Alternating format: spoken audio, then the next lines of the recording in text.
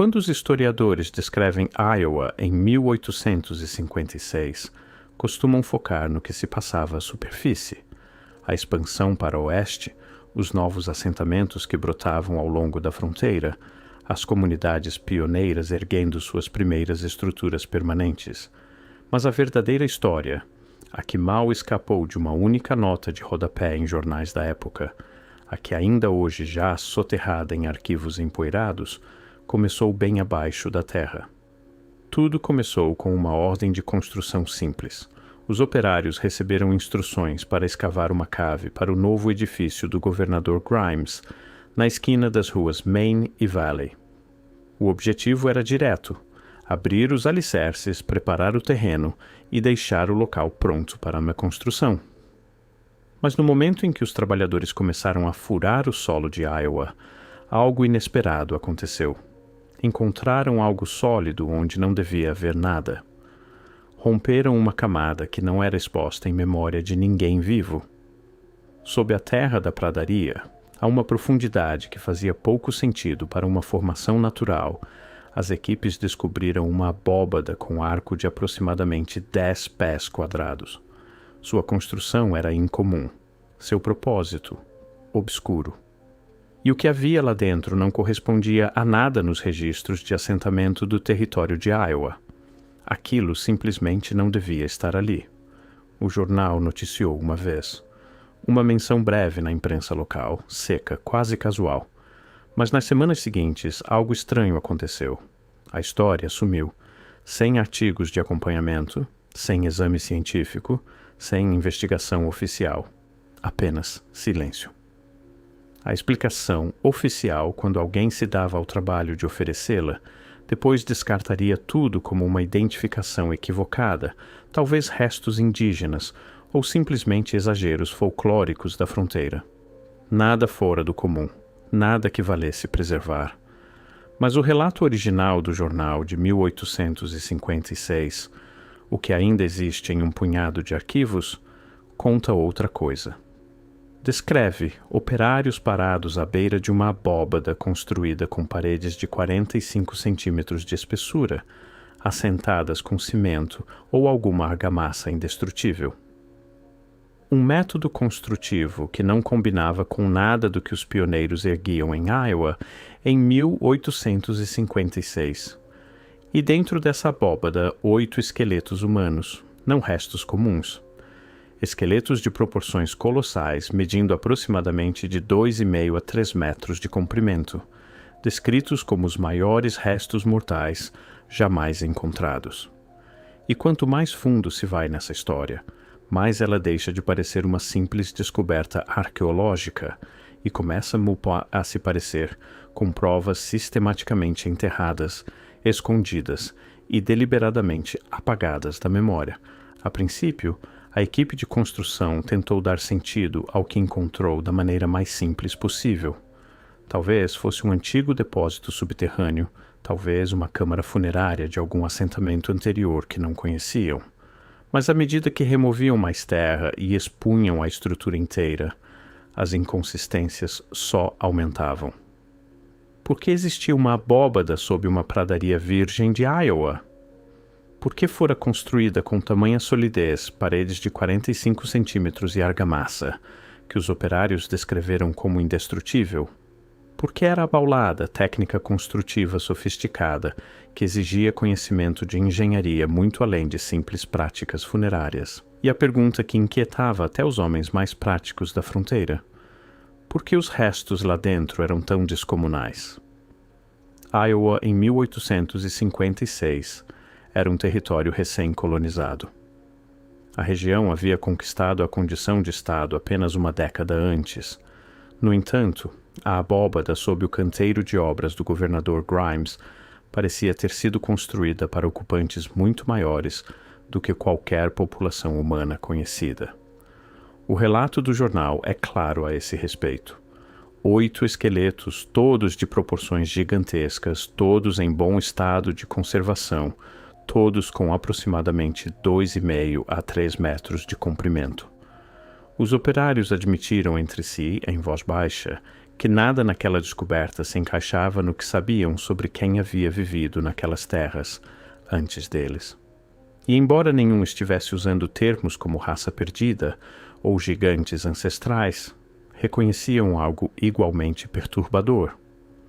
Alguém de tamanho extraordinário havia sido sepultado ali com todo o cuidado, numa estrutura feita para durar muito além do alcance de qualquer caixão de madeira ou cova simples.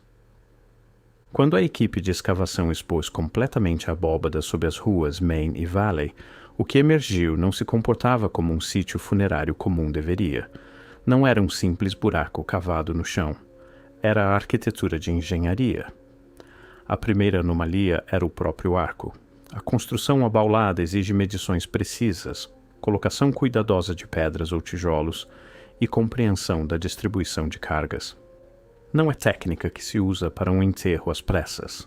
É técnica que se usa quando se está construindo algo destinado a durar séculos. E ainda assim, lá estava ela, soterrada sob a pradaria de Iowa, num lugar onde se supunha que jamais tivesse existido qualquer assentamento permanente. As paredes tinham 45 centímetros de espessura. Isso não é uma câmara funerária, é construção de fortaleza. É a espessura que se usa quando se quer proteger algo da pressão imensurável, do peso da terra acima do próprio tempo. A argamassa. Os operários a descreveram como indestrutível, não esfacelando, não enfraquecida pela umidade ou pela geada. Indestrutível. Isso sugere um agente aglutinante muito mais avançado do que qualquer coisa que a Iowa pioneira possuía em 1856. Sugere conhecimento de química, de ciência dos materiais, de técnicas construtivas que não aparecem em nenhum registro dos povos que antes habitaram aquele solo. Ao entrar cuidadosamente na abóbada, os trabalhadores foram percebendo as dimensões com mais clareza. 3 metros quadrados, quase 2 metros de profundidade do piso, até a base do arco. Grande o suficiente para abrigar 8 esqueletos enormes dispostos com esmero, preservados com intenção. Não era uma vala comum de guerra ou epidemia. Era uma câmara funerária intencional, construída por pessoas que entendiam de engenharia e que tinham razão suficiente para erguer algo permanente. E então veio a descoberta que gera debate até hoje. Os próprios esqueletos. 8 indivíduos, todos de proporções colossais, todos medindo aproximadamente de 2,5 a 3 metros de comprimento. O relato do jornal não tenta sensacionalizar nada. Afirma isso com simplicidade, quase clinicamente. Os maiores restos mortais já encontrados.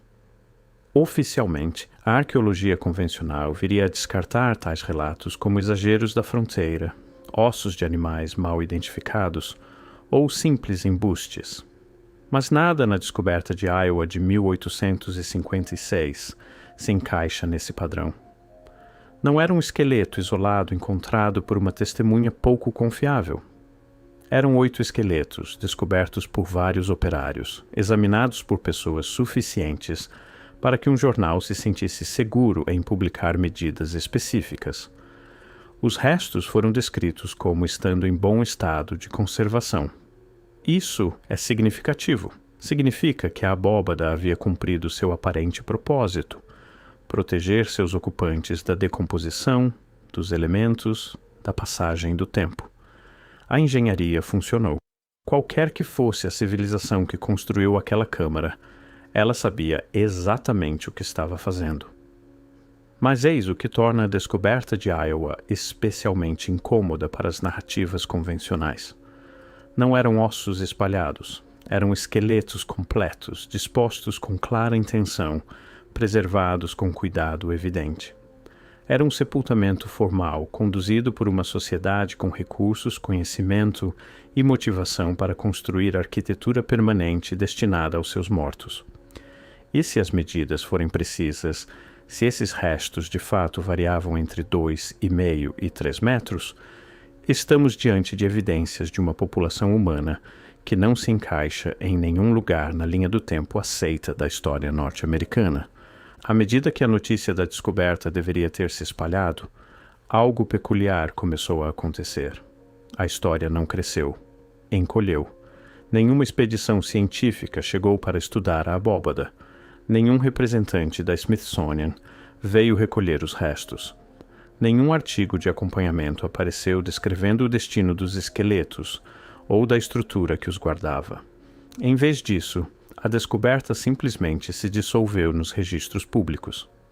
A abóbada foi presumivelmente aterrada, enquanto a construção do edifício do governador Grimes avançava. Os esqueletos, se é que foram preservados, desapareceram em coleções privadas ou depósitos que não deixaram rastro documental. Parte disso pode ter sido pragmatismo de fronteira. Iowa, em 1856, não tinha instituições arqueológicas estabelecidas, nenhum museu preparado para abrigar tais achados. Mas isso não explica por que a descoberta não foi comunicada às sociedades científicas do leste, por que nenhuma medição detalhada foi registrada, por que nenhuma fotografia foi tirada quando essa tecnologia se tornou disponível. As decisões sobre o que preservar e o que enterrar pareciam seguir um padrão, porque as descobertas que mais contrariavam a história aceita eram justamente as que desapareciam mais depressa. Os esqueletos descomunais jamais foram vistos novamente. A abóbada indestrutível foi coberta de terra. Até o relato do jornal virou rodapé, raramente citado, facilmente descartado.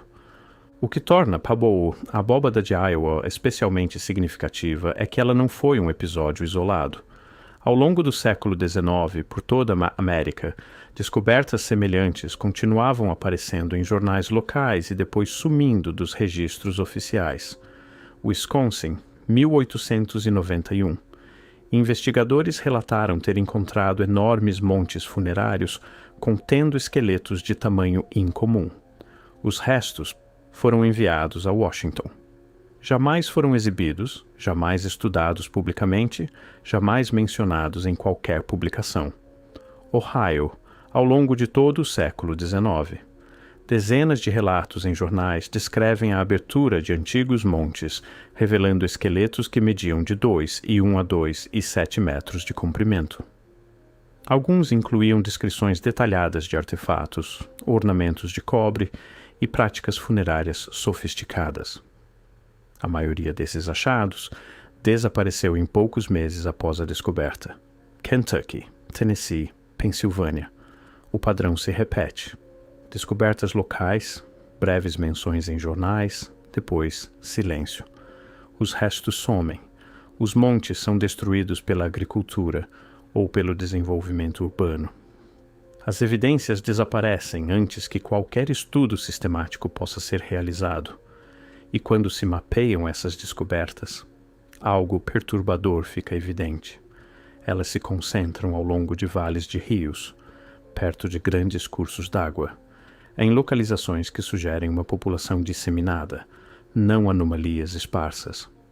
Aparecem em estruturas funerárias de engenharia, não em sepulturas simples.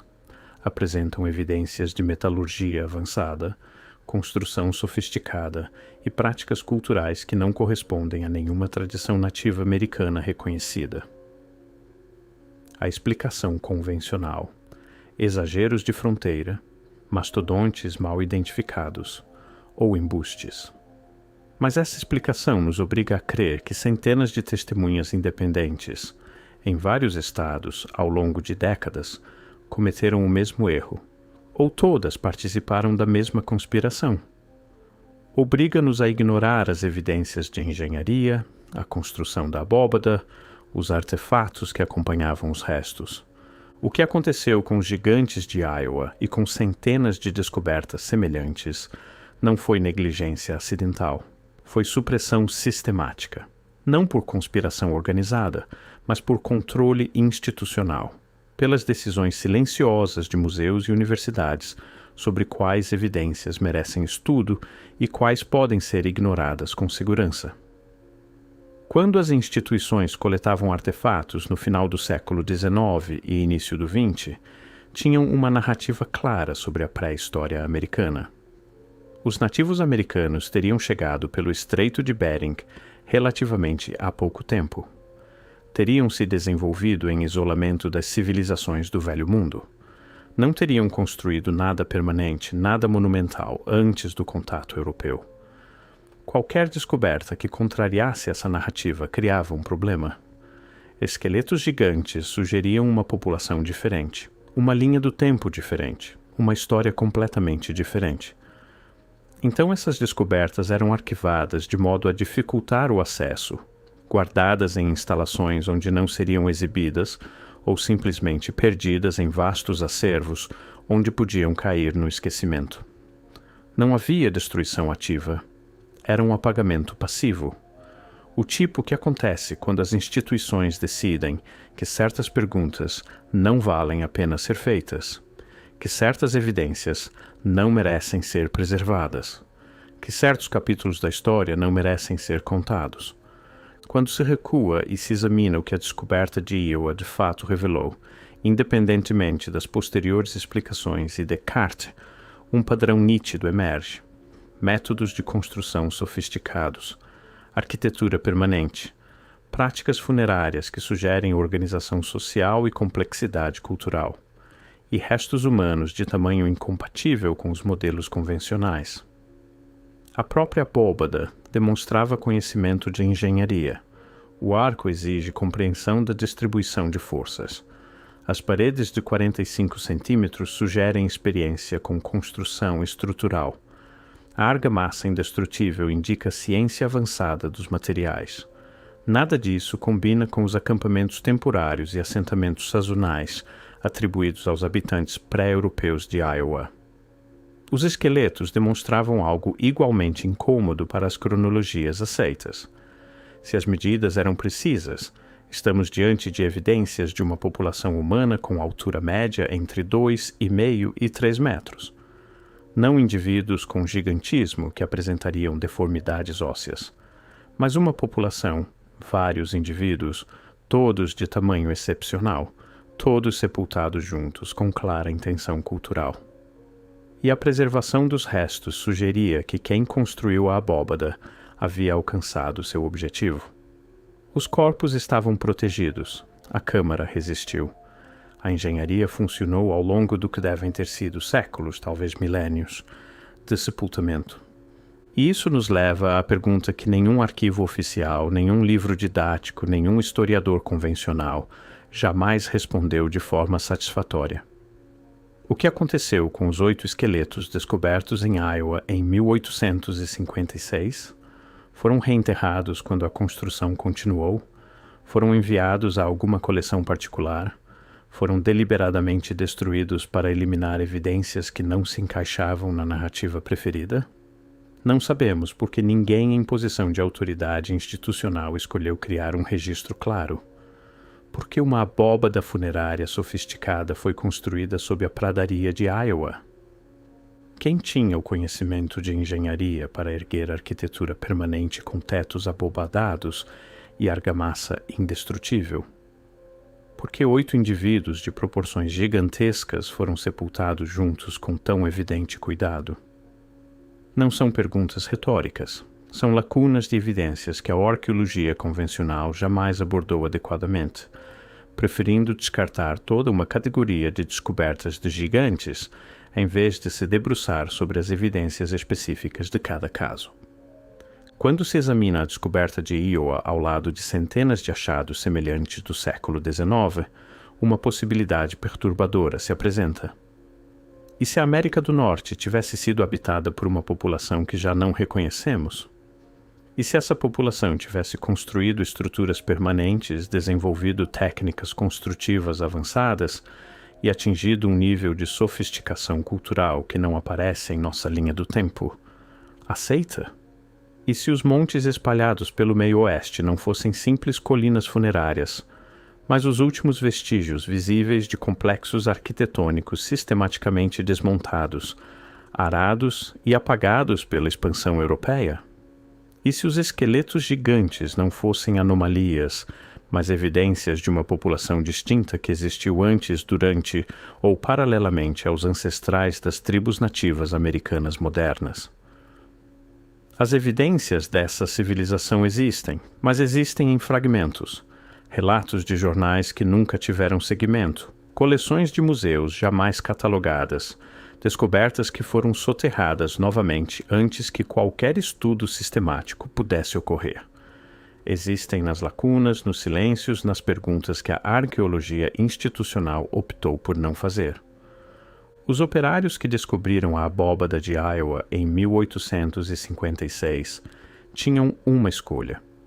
Poderiam ter interrompido a construção, convocado um exame científico, preservado a estrutura e seu conteúdo para estudo sistemático. Em vez disso, presumivelmente a aterraram de volta, continuaram a construção e deixaram a descoberta se dissolver no folclore local. Não foi malícia, foi pragmatismo. O governador Grimes precisava de seu edifício. A economia da fronteira não comportava atrasos arqueológicos, e em 1856 não havia nenhum referencial para compreender o que havia sido encontrado, nenhuma instituição pronta para preservá-lo, nenhuma narrativa capaz de acomodá-lo. Mas o que é mais difícil de explicar é por que gerações posteriores não voltaram para investigar. Por que nenhuma equipe arqueológica no século XX escavou o local em busca de evidências remanescentes? Por que a descoberta permaneceu um rodapé, em vez de se tornar o ponto de partida para perguntas mais profundas sobre a pré-história de Iowa? A resposta pode ser desconfortável. Porque se os gigantes de Iowa eram reais, se as medidas eram precisas, se a abóbada demonstrava engenharia avançada, então toda a história aceita da pré-história norte-americana começa a ruir. E às vezes é mais fácil preservar uma narrativa simples do que reconhecer evidências que exigem que reescrevamos completamente nossa compreensão do passado. E isso nos leva à pergunta definitiva desta investigação. Uma pergunta que nenhum arquivo, nenhuma publicação oficial, nenhum historiador convencional jamais respondeu por completo. Por que as descobertas de gigantes foram sistematicamente apagadas da história? Porque quando se recua e se observa o padrão como um todo, ele se torna impossível de ignorar. Os esqueletos descomunais foram perdidos, as estruturas funerárias sofisticadas foram aterradas. Os relatos de jornais foram descartados, as evidências institucionais foram arquivadas de forma a torná-las inacessíveis. E até as fotografias, quando existiam, desapareceram de acervos ou foram explicadas como fraude sem qualquer análise forense adequada. Quase como se a descoberta de 1856 e centenas de outras como ela tivessem revelado acidentalmente um capítulo da história que não devia vir à tona. Um capítulo mais antigo do que a cronologia aceita dos nativos americanos, mais complexo do que a narrativa simplista de tribos isoladas, mais perturbador do que a arqueologia convencional estava disposta a enfrentar. Por um breve momento, em 1856, a terra sob Iowa abriu-se o suficiente para mostrar isso. 8 esqueletos de proporções colossais, preservados numa abóbada que não devia existir, construída por mãos que já não conseguimos identificar. Mas em vez de estudá-la, a cobriram de volta. A aterraram, construíram por cima, a esqueceram. Ou fingiram esquecer. Porque se Iowa foi lar de uma civilização de gigantes, então a verdadeira pergunta não é o que foi descoberto em 1856. É o que mais jaz sob as terras agrícolas da América. Que outras abóbadas, que outras câmaras funerárias, que outras evidências foram silenciosamente apagadas antes da era das câmeras e da arqueologia sistemática? Os gigantes de Iowa não foram apenas uma estranha descoberta de fronteira. Foram um vislumbre, um breve e acidental vislumbre, de uma versão da história que nunca deveríamos ter visto. E agora esse vislumbre é sua pista, seu mapa, seu convite para questionar tudo o que pensamos saber sobre quem pisou neste continente antes de nós. Porque se foi isso o que sobreviveu sob um único canteiro de obras em Iowa, imagine o que ainda dorme sob o restante. Algo fora do lugar, algo fora do tempo, algo que preferiram enterrar a explicação.